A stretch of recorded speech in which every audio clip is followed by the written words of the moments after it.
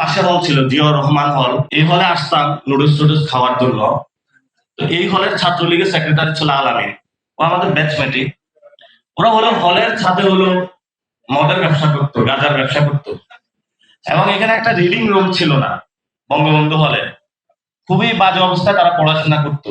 একটা অডিটোরিয়াম ছিল না। আজকে এই হলে শহীদ উসমান হাদি ভাইয়ের যখন এই হলের নামকরণ করা হলো প্রস্তাবিত, আজকে জুলাই স্মৃতি ভবনে এসে একটা অডিটোরিয়াম হয়েছে।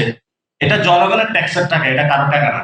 কোন দল যদি দাবি করে যেটা আমার টাকা, বিএনপি দাবি করবে, এনসিপি দাবি করবে, যাওয়া, এটা হলো জনগণের ট্যাক্সের টাকা।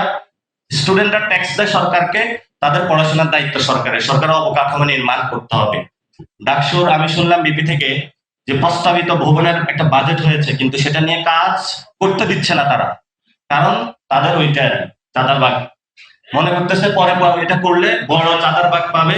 এখন যদি করে সাদিককে এমতে হলো চাঁদাবাজদের বিরুদ্ধে অবস্থান নেবে, এই জন্য তারা কোনো কাজ করতে দিচ্ছে না। আর অনেকগুলা প্রকল্প আছে, সেগুলো তারা করতে দিচ্ছে না। তো এরা ফাইট করে যাচ্ছে, আমরা ওনাদের সাথে আছি ইনশাআল্লাহ।